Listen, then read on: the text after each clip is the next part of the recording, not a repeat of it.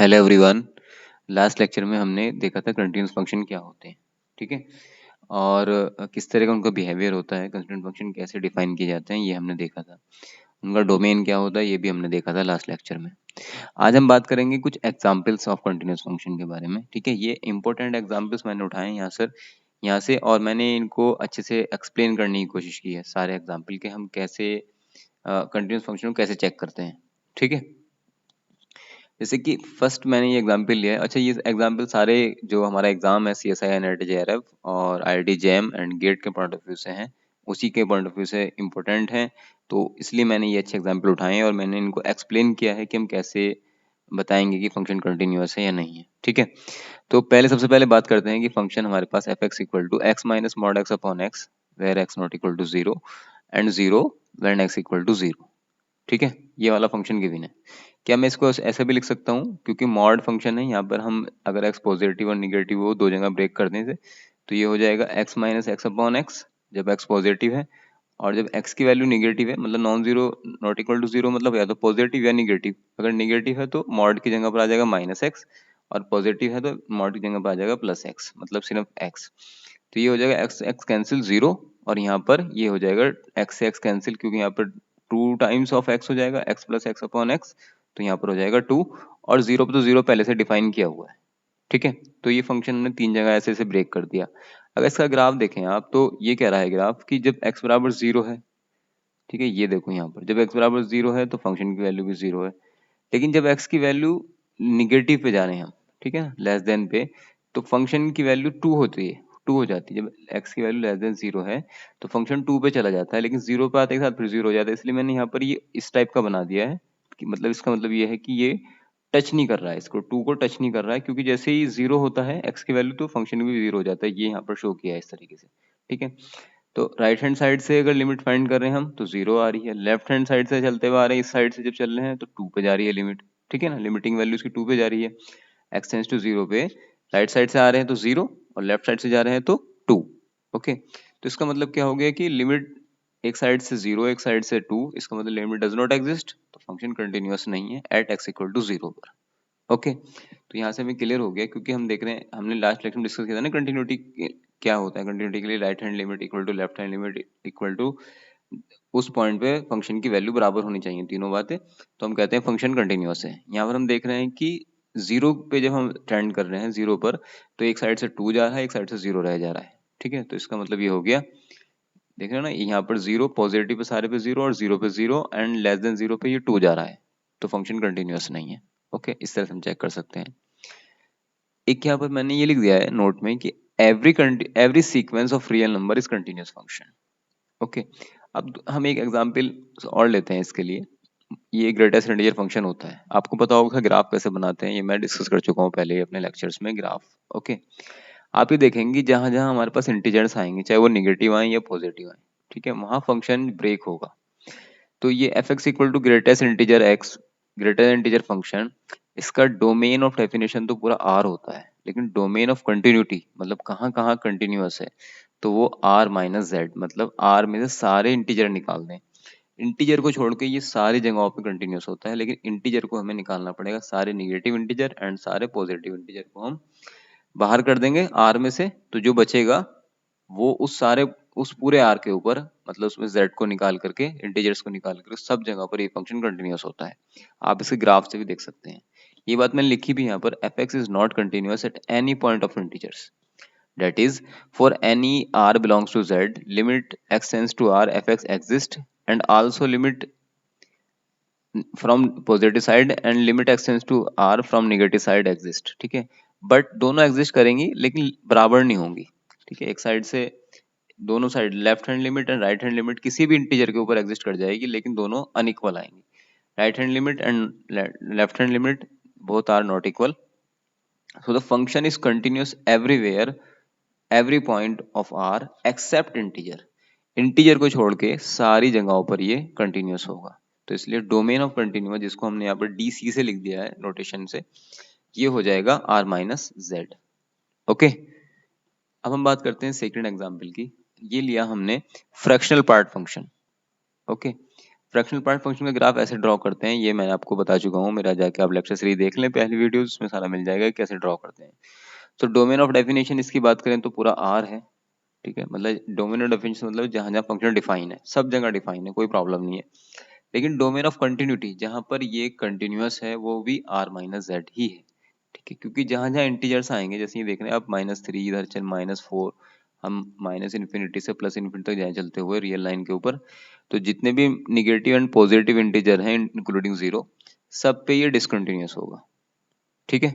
देख रहे हैं आप, मान लिया मैं 1 को या 2 को ले लेता हूँ, मान लिया इस पॉइंट पर चेक करते हैं, आप इस साइड से आ रहे हैं तो 2 है, और इस साइड से आ रहे हैं, मतलब लेफ्ट साइड से आ रहे हैं तो 2 है, राइट साइड से आ रहे हैं तो ये वाली वैल्यू मिल रही है, ठीक है। मान लिया ये 1 मिल रहा है यहाँ पर जाकर के, तो एक साइड से तो 2 है, एक साइड से 1 है, तो इसका मतलब हर पॉइंट के ऊपर ये प्रॉब्लम आएगी, यहाँ पर जा रही एक साइड से, इस साइड से आएंगे तो यहाँ पहुंच जाएंगे, और इस साइड से आएंगे तो 1 पे रहेंगे, तो इसका मतलब ये हो रहा है कि जितने भी इंटीजर्स हैं वहां पर इसकी लिमिट एग्जिस्ट नहीं करेगी, okay. Except integers, both right hand limit and left hand limit exist and equal to the value of function. But at integers, left hand limit and right hand limit both exist. Limit तो exist कर रही है, but they are not equal. ठीक है, so limit does not exist at the integers. तो इसमें भी यही प्रॉब्लम आ गई कि इंटीजर्स के ऊपर लिमिट, इंटीजर्स के ऊपर फंक्शन जो है वो कंटिन्यूअस नहीं है, दोनों की दोनों लिमिट एग्जिस्ट कर रही हैं लेकिन दोनों एक दूसरे के बराबर नहीं है, right hand limit not equal to left hand limit at the points of integers. So domain of continuity की बात करें हम तो आर माइनस जेड हो जाएगा इसके लिए भी। ये दूसरा एग्जाम्पल था। तीसरा एग्जाम्पल की हम बात करें तो हमने सिग्नम फंक्शन ले लिया है, इसको भी आप देख सकते हैं, सिग्नम फंक्शन ऐसे डिफाइन होता है मॉड एक्स अपॉन एक्स, या कुछ बुक्स में ऐसे लिख देंगे एक्स अपॉन मॉड एक्स, एक ही बात है, ठीक है, where x not equal to zero and x equal to zero पे इसकी वैल्यू जीरो होती है।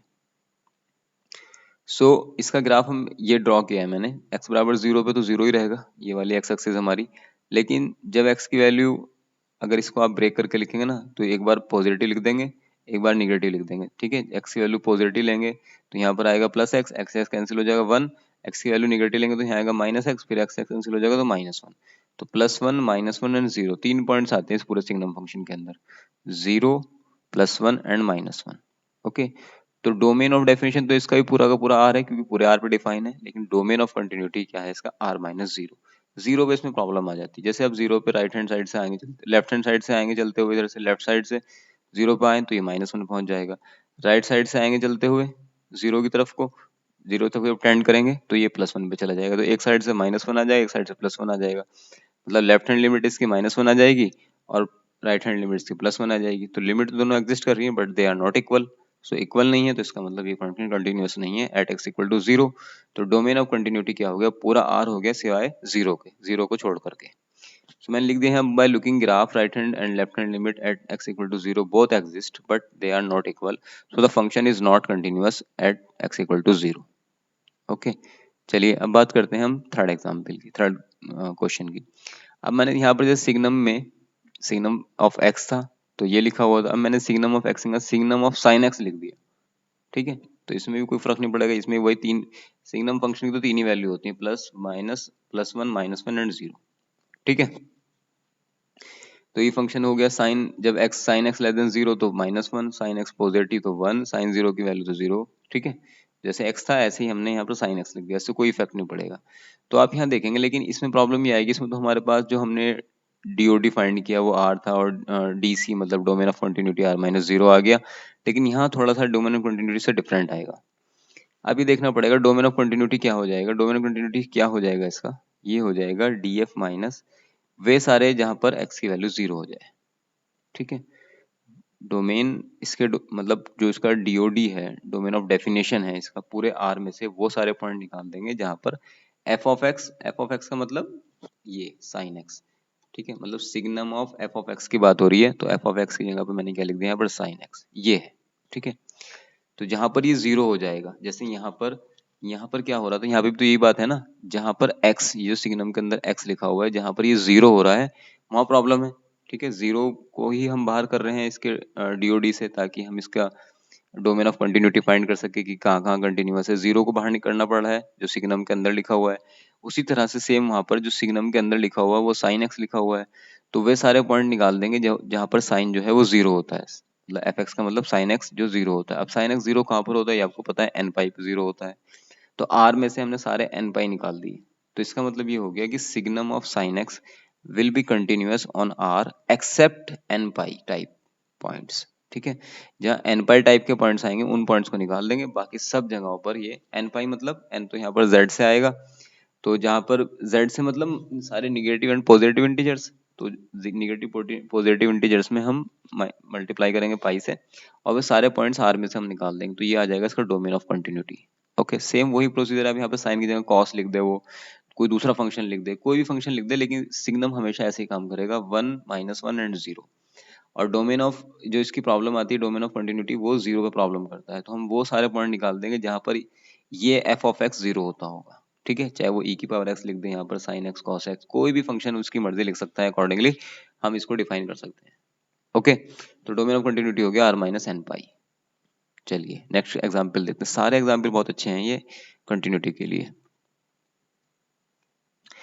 ये हमने इसका एक डोमेन ऑफ कंटिन्यूटी फाइंड करने के लिए एक दूसरा मेथड यूज किया है। जैसे फंक्शन यहाँ पर गिवन था कि ये एग्जाम में पूछ ले आपसे कि f x equal to 1/x² plus cos x plus log x, इसका डीओडी बताएं एंड डीसी मतलब डोमेन ऑफ कंटिन्यूटी दोनों बताएं।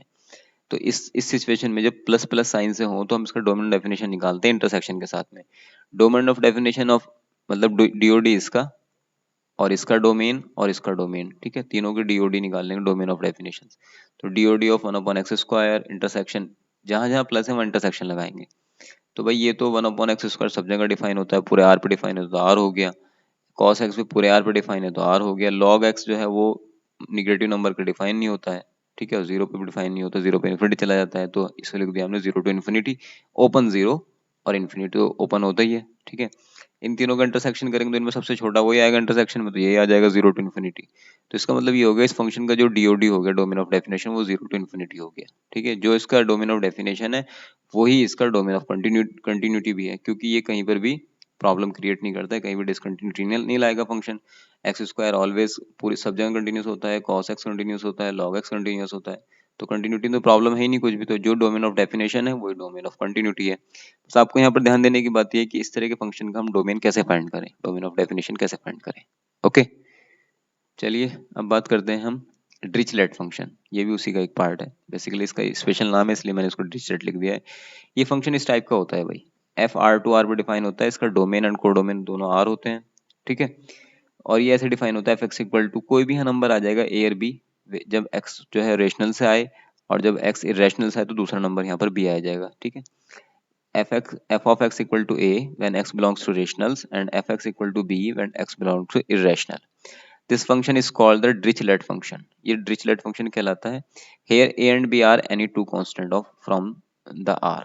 मतलब कोई भी दो रियल नंबर हो सकते हैं, दो कांस्टेंट हो सकते हैं। ठीक है, if we choose any a and b from R they will be your Dirichlet function. मतलब आप कोई भी चूज कर लें, एक को चूज कर लें 1, एक को -1, एक को 0, कुछ भी एक्स वाई जेड आप जो भी रियल नंबर से चूज कर सकते हैं, तो ऑलवेज ये फंक्शन जो बनता है वो डिरिचलेट फंक्शन कहलाता है। ठीक है, डिरिचलेट ने इसे डिफाइन किया था इसलिए इसे डिरिचलेट फंक्शन कहते हैं। अब हम इसके डिरिचलेट फंक्शन के बारे में एक एग्जांपल उठा लिया हमने, जैसे कि मैंने वहाँ पर ए की जगह ले लिया 1 और बी की जगह ले लिया -1। ठीक है, वही ये डिरिचलेट फंक्शन है। या वैसे ले लें, ए की जगह 1 ले लें और दूसरी जगह बी की जगह 0 ले लें। ठीक है, मतलब 0 जब x बिलोंग्स टू इरेशनल, ये इरेशनल का साइन होता है भाई क्यू कॉम्प्लीमेंट, और x बिलोंग्स टू रेशनल पे हम इसे 1 ले लें। ठीक है, तो ये दोनों ही डिरिचलेट फंक्शन है। अगर इसका मैं ग्राफ ड्रॉ करूँ तो आप देखेंगे both are Dirichlet function by choosing different a and b from R. Here you can see here, जैसे अगर ये मैंने मान लिया कोई पॉइंट C ले लिया, ठीक है, ये इस वाले फंक्शन का मैंने ग्राफ बनाया, ये +1 से एक लाइन ड्रॉ कर, ये तो एक्स एक्सिस है हमारी, ये वाली वाई एक्सिस है। ठीक है, तो ये एक लाइन हो गई जब एफ एक्स इक्वल टू 1 पे ये वाली लाइन पॉजिटिव, और एफ एक्स इक्वल टू -1 पे ये वाली लाइन हो गई। ओके, तो इसमें आप कोई भी रैंडम पॉइंट चूज कर लें, मान लिया मैंने यहाँ सी पॉइंट एक चूज कर लिया, तो जब सी की तरफ को आप लेफ्ट साइड से और राइट साइड से मूव करेंगे, जब आप सी की तरफ को टेंड करेंगे फ्रॉम लेफ्ट हैंड साइड से, तो आप देखेंगे कि इसकी वैल्यू +1 पे चली जाएगी, और राइट हैंड साइड से आएंगे तो इसकी वैल्यू -1 पे चली जाएगी, मतलब एक साइड से +1 दूसरी साइड से -1 पे आएगी। ठीक है, तो इसका मतलब ये अच्छा सी तो मैंने कोई रैंडम पॉइंट चूज किया है ना, तो सी तो कहीं भी हो सकता है पूरी लाइन के ऊपर, हर जगह यही प्रॉब्लम क्रिएट होगी। मान लो आप यहाँ पर ले लें, इस साइड से जाएंगे तो सपोज ये कोई दूसरी वैल्यू आएगी, मान लिया यहाँ पे मैंने पॉइंट ले लिया कोई डी, कोई भी नंबर ले लिया, ठीक है, इस साइड से चले डी की तरफ को टेंड करेंगे तो यहाँ पर पहुंच जाएगा एक बार, और इस साइड से चलेंगे तो वो नीचे पहुंच जाएगा यहाँ पर, ठीक है। तो हर पॉइंट के ऊपर यही प्रॉब्लम आएगी, तो इसका मतलब ये फंक्शन कहीं भी कंटिन्यूस नहीं होगा।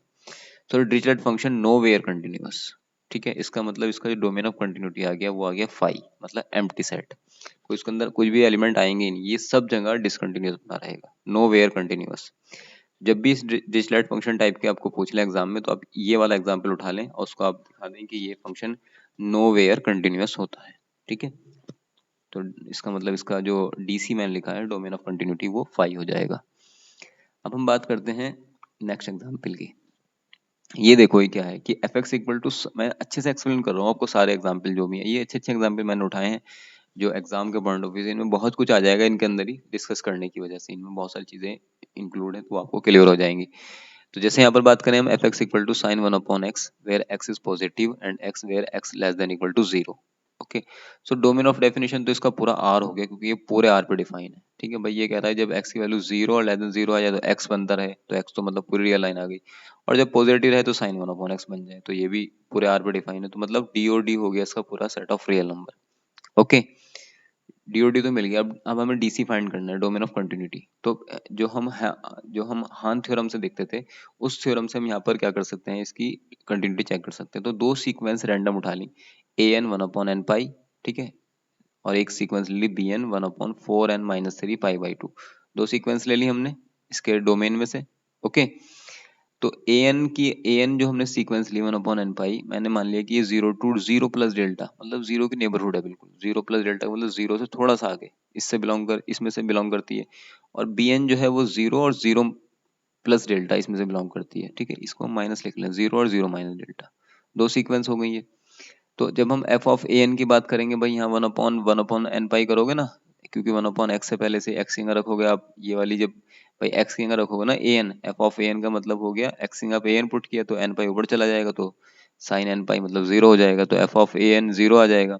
ऐसे एफ ऑफ बी एन जब करेंगे तो ये वन आ जाएगा, ठीक है, बी एन करेंगे तो वन आ जाएगा जब आप इसे पुट करेंगे, ठीक है। तो हम यहाँ देखेंगे कि left hand limit does not exist, ठीक है भाई, हान थ्योरम, क्योंकि हान मतलब हान थ्योरम के इसलिए लिखा मैंने क्योंकि उसमें वो एक मेथड है जो बताता है कि आप दो सीक्वेंस उठाएं रैंडम और उनको पुट करें, तो अगर सीक्वेंस जैसे जीरो तक को टेंड कर रही है तो उसके करस्पॉन्डिंग फंक्शन जो वो भी जीरो तक को टेंड करना करेगा, तो हम कहेंगे फंक्शन कंटिन्यूअस है। अदरवाइज अगर ये जीरो तक को टेंड कर रहा है और फंक्शन की वैल्यू किसी और नंबर की तरफ को जा रही है तो हम कहेंगे फंक्शन इज नॉट कंटिन्यूअस। बस इतनी सी बात है इसके अंदर, ठीक है।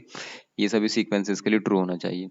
तो हम यहाँ पर देख रहे हैं कि बी एन जो है वन पे चला गया, तो left right hand limit does not exist, but if we choose any sequence from zero minus epsilon to zero, ठीक है, मतलब दूसरी नेबरहुड ले लें zero minus epsilon to zero, ये वाली नेबरहुड से, which tend to zero, fn always tend to zero, so left hand limit exist and equal to zero।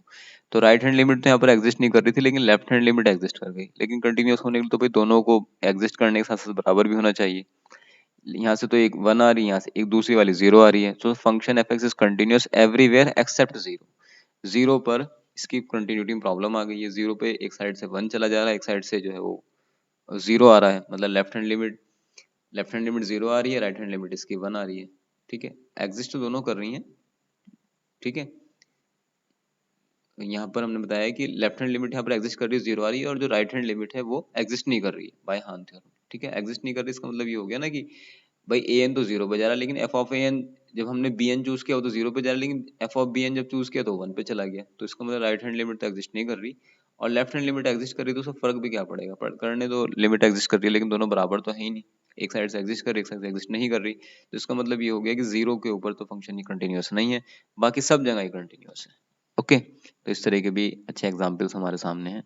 अब हम नेक्स्ट की बात करते हैं, ये भी बड़ा इंपॉर्टेंट है, इसमें पी आर क्यू के ऊपर कंडीशन होती है इसलिए भी इंपॉर्टेंट है, ये गेट में पूछा जाता है। क्या है कि f x equal to p sine one upon q where x equal to p by q, और ये कहाँ से आ रहे हैं, zero to one close interval से आ रहे हैं निकल करके ये, ठीक है। ये हमारे पास zero to one close interval से आ रहे हैं, और x हो जाती है फंक्शन की value where x equal to zero पे x हो जाती है, और x कहाँ से आ रहा है, zero to one close interval intersection q complement से। ओके, तो भाई डीओडी कितना हो गया, डोमेन ऑफ डेफिनेशन, तो इसका सब जगह डिफाइन है जीरो टू वन पे, तो जीरो टू वन के बीच में सारे ये भी रेशनल भी आ जाएंगे, ठीक है, इनका इंटरसेक्शन करेंगे तो, और यहाँ पर तो जीरो वन है ही है, तो इसका पूरा डोमेन ऑफ डेफिनेशन तो जीरो वन हो जाएगा, सब जगह डिफाइन है। Now for limits let A N B N, दो सीक्वेंस ले लिए हम, A N B N belongs to B minus one upon N and B plus one upon N such that A N sequence ऐसे ले ली P N upon Q N type की जो कि रेशनल से आ रही है और बी एन एक सीक्वेंस ले रही है इरेशनल से। सबसे पहले f of A n find करेंगे। ठीक है, एफ ऑफ ए एन कितना आ जाएगा भाई, यहाँ पर ए एन पुट करेंगे, मतलब यहाँ पर पुट करेंगे एफ ऑफ ए एन, मतलब एफ ऑफ एन का मतलब P N upon Q N, तो ये आ जाएगा P N sine one upon Q N. Okay, इसलिए limit N tends to infinity F of N equal to limit N tends to infinity P N sine one upon Q N equal to limit N tends to infinity P N upon Q N. Okay, तो sine one upon Q N ये बन जाएगा। Okay, तो ये कोई इसको zero, ये zero हो चुका है, ये क्या नंबर आ चुका है, ये कैंसिल होने के बाद कुछ एक नई लिमिट मान ली, इसको बी नाम दे दिया उन्होंने, and limit N tends to infinity b n equal to b, so the function's limit does exist everywhere but not continuous at rationals। Rational पे प्रॉब्लम हो गई यहाँ पर क्रिएट, बाकी सब जगह पर ये कंटिन्यूअस है, क्योंकि रेशनल पे प्रॉब्लम इसलिए हो गई क्योंकि रेशनल पे इसकी लिमिट डिफरेंट आ गई, लिमिट डिफरेंट आने की वजह से यहाँ पे प्रॉब्लम क्रिएट हो गई। तो इसका मतलब ये हो गया कि फंक्शन जो है वो लिमिट जो है फंक्शन की वो एवरीवेयर एग्जिस्ट करती है but not continuous at rationals. Rational पे ये फंक्शन जो है हमारा कंटिन्यूअस नहीं है। ओके, चलिए अब बात करते हैं नेक्स्ट एग्जाम्पल की। वैसे मैंने इसकी सारी कहानियाँ लिख भी दी है यहाँ पर, जो मैंने बोला है वो मैंने यहाँ लिख भी दिया है। Because from the above we see that limit x tends to infinity F of A n not equal to f of a where a is rational and if we take any b n which converge to any irrational number से मान ली सी, so f of bn always converge to c and the value of function at c is f of c मतलब equal to c, so the function will be continuous at x equal to 0 and at irrationals, so domain of continuity in short d of c ये आ जाएगा कुछ 0 to 1 intersection close intersection complement of rational मतलब irrational number union 0 0 को include करते हुए ये आ गया इसका domain of continuity। ओके, चलिए एक नोट है इसे देख लें, ये अच्छा है आपके एग्जाम में, आपको काम आ सकता है। ये क्या है कि ये भी बेसिकली एक एग्जाम्पल ही है। एफ एक्स इक्वल टू जब पी एक्स एक फंक्शन है, क्यू एक्स फंक्शन है, पी एक्स तो तब है जब एक्स रेशनल से आता है एंड क्यू एक्स तब है जब एक्स जो है वो इरेशनल से आता है। Then f x is continuous at x equal to alpha if p alpha equal to q alpha. Okay, तो ये वाले फंक्शन जब भी बनते हैं ना, जब आप देखेंगे कि यहाँ पर पी एक्स और क्यू एक्स टाइप के दो फंक्शन लिखे हुए हैं और ऊपर में फंक्शन, ऊपर में एक्स जो है वो रैशनल से आ रहा है और क्यू एक्स में जो एक्स है वो इरेशनल से आ रहा है, इस सिचुएशन में आपको परेशान होने की जरूरत नहीं है। आप एक नंबर देखें, ठीक है, ये फंक्शन तभी कंटिन्यूस होगा जब p alpha equal to q alpha हो जाएगा। ठीक है, तो ये ध्यान रखें कंटिन्यूस होगा at x equal to alpha पे, अल्फा मतलब कोई भी एक नंबर ले लें, इसके लिए एग्जाम्पल लेकर समझेंगे इसे भी हम। एक्स इक्वल टू अल्फा पे अगर पी एक्स और क्यू एक्स बराबर आ जाए, मतलब इसका मतलब ये हो जाएगा कि P x minus Q x equal to zero, तो P X polynomial Q X polynomial इनका डिफरेंस भी पोलिनोमियल होगा इक्वल टू जीरो, मतलब इसका मतलब ये हो जाएगा कि alpha is root of P x minus Q x equal to zero का रूट हो गया। ठीक है, रूट हो जाएगा ना भाई अल्फा, क्योंकि p x minus Q x equal to zero लिख दिया हमने। ये भी इसको एक नया नाम अगर हम दे दें एच एक्स, तो H X equal to zero. ठीक है, इसका मतलब H alpha equal to zero, H alpha equal to zero का मतलब क्या होगा कि alpha is the root of H X. Okay, so इसका मतलब ये हो जाए होता है कि अगर P X and Q x equal हैं तो उस पॉइंट पे ये फंक्शन कंटिन्यूस होता है। ठीक है, then f x is continuous at x equal to alpha and these are the only point at which function will be continuous. ये सिर्फ वो पॉइंट है जहाँ फंक्शन कंटिन्यूस होगा। ओके, एग्जाम्पल देख लें, यहाँ पर मैंने लिख दिया इसका एग्जाम्पल समझाने के लिए कि भाई साइन एक्स है जब एक्स जो है रेशनल इंटरसेक्शन क्लोज इंटरवल 0 1 से आ रहा है, और कॉस एक्स है एफ एक्स की वैल्यू जब ये इरेशनल इंटरसेक्शन 0 1 से आ रहा है। ठीक है, so F x is continuous only at x equal to pi by four. Pi by four वो मतलब अल्फा मिल गया हमें, sine pi by four and cos pi five दोनों बराबर होते हैं, पाई बाई फोर इससे बिलोंग करेगा। ठीक है, तो इन दोनों से बिलोंग करेगा पाई बाई फोर, तो इसका मतलब ये हो गया कि पाई बाई फोर वो अल्फा मिल गया जहाँ पर दोनों बराबर है, इसका मतलब ये फंक्शन जो है वो कंटिन्यूस हो जाएगा at x equal to pi by four पर। ओके, तो इस तरह क्वेश्चन को भी ध्यान में रखना है, बस हमें याद रखना है कि हम वो नंबर चूज कर लें कि P alpha equal to Q alpha मिल जाए, तो वहीं पर ही कंटिन्यूस होगा, अदरवाइज नहीं होगा। ओके, चलिए नेक्स्ट एग्जाम्पल है इसके लिए ये, इसमें भी बेसिकली इसके ऊपर कंडीशन लगी हुई है। ठीक है, पी एंड क्यू के ऊपर, तो ये कह रहा condition on P Q, what condition of P and Q such that F x equal to X to the power P sine one upon X to the power Q, पहले X not equal to zero and zero पे function की value zero है, तो ये बताइए कि limit does not exist at x equal to zero, second है F x is continuous in R. ठीक है, कंडीशन बतानी है इसके लिए, दोनों चीजों के लिए condition.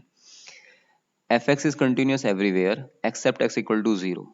Now x equal to zero, अब हम क्योंकि सब जगह कंटिन्यूअस है लेकिन जीरो पे नहीं है, तो जीरो पे चेक करेंगे। ठीक है, तो जीरो पे चेक करने के लिए लिमिट फाइंड करेंगे पहले, limit x tends to zero इस वाले फंक्शन की एक्स की power P sine one upon x की पावर क्यू पर। ठीक है, इसको मैं यहाँ पर एक्स की पावर पी को नीचे ले आकर लिख देते हैं। ठीक है, तो ये हो जाएगा अपना कितना, अच्छा नहीं, इसको हमने एज इट इज लिखा रहने दिया, इसको साइन वन अपॉन एक्स की power q upon one upon sine x की पावर क्यू। ठीक है, इसको ऐसे लिख लिया। तो limit x tends to infinity, यहाँ पर जीरो था, अब इन्फिनिटी में हो गया साइन एक्स टू दी, ये समझ रहे हो ना, हमने इसको क्या किया, वन अपन एक्स की पावर क्यू को एक्स की पावर ऐसे फॉर्म में लिख दिया। ठीक है, तो इसे लिख सकते हैं, आप ये बात समझ पा रहे हैं बच्चे कि ये कैसे लिखा है मैंने। ठीक है, इसलिए मैंने यहाँ पर जीरो को इन्फिनिटी में कन्वर्ट कर दिया। ओके, तो ये हो गया। अच्छा, इसमें एक काम और भी कर सकते हो आप, यहाँ पर एक लाइन कम है कि आप यहाँ पर ये मल्टीप्लाई कर लें पहले और एक्स की power p as it is लिखा रहने दें। ठीक है, ये यहाँ पर जो हमने डिवाइड किया उसको मल्टीप्लाई भी कर लें साथ साथ ही। ठीक है, क्योंकि मैंने यहाँ पर किया है वो आप देख रहे हैं, क्योंकि limit x tend to infinity है, मैंने ये क्या हो जाएगा, क्योंकि एक्स की पावर क्यू माइनस पी हो जाएगा और ये हो जाएगा साइन एक्स की पावर क्यू अपॉन एक्स की पावर क्यू। ओके भाई, इसको उठा के इधर लिख दिया और यहाँ पे इससे मल्टीप्लाई कर दिया एक्स की पावर क्यू से, तो एक्स की पावर माइनस पी तो ऊपर चला जाएगा, एक्स की पावर क्यू से यहाँ मल्टीप्लाई किया, एक्स की पावर क्यू नीचे आ गया, मल्टीप्लाई डिवाइड किया, तो ये कुछ बन गया। ठीक है, तो ये हो गया sine x upon x type का बन गया, तो limit x tend to infinity पे।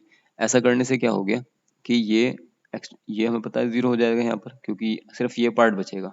ठीक है, so the limit does not exist when q minus P is positive. अगर पॉजिटिव आएगा तो प्रॉब्लम हो जाएगी, लेकिन अगर ये निगेटिव आ जाए तो ये सही, फिर तो काम चल जाएगा हमारे पास। तो पॉजिटिव का मतलब p लेस देन q यहाँ पर। ठीक है, and the limit will be exist and equal to the zero when q minus p, this q minus p less than zero. जब ये लेस देन जीरो होगा तो वन अपॉन में लिख सकते हैं, तो लिमिट एग्जिस्ट कर जाएगी उस सिचुएशन में। ठीक है, तो सिचुएशन ये हमारे पास कंडीशन आ गई लिमिट एग्जिस्टेंस के लिए कि p ग्रेटर देन q, और you can say q minus p less than zero. So when p greater than q function will be continuous at is equal to zero. ठीक है, तो जब भी इस तरह का फंक्शन हमारे पास आ जाए, गेट का क्वेश्चन में, गेट के में इस तरह क्वेश्चन पूछे जाते हैं, तो आप ये याद रखें कि p जो है ये ऊपर वाला ये ग्रेटर होना चाहिए q से। ये एक सिचुएशन है इसके लिए, p अगर ग्रेटर देन q है तो फंक्शन कंटिन्यूअस है, अदरवाइज फंक्शन कंटिन्यूअस नहीं है। ओके, सिंपल इतनी सी बात थी at x equal to zero पर। सो आई होप ये आपको क्लियर हो गया होगा। फिर भी कोई डाउट हो तो प्लीज कमेंट सेक्शन में जरूर बताएं, and if you like the content please like and subscribe the channel, और अपने फ्रेंड्स के बीच में शेयर भी करें, क्योंकि ये सारा सिलेबस मैं जो C S I NET J R F उसी के पॉइंट ऑफ व्यू से बना रहा हूँ आपके लिए, और ये पूरा सिलेबस मैं यहाँ पर कवर करूँगा जो भी आप कोचिंग सेंटर्स में जाकर पढ़ते हैं। Okay, okay, thank you so much guys.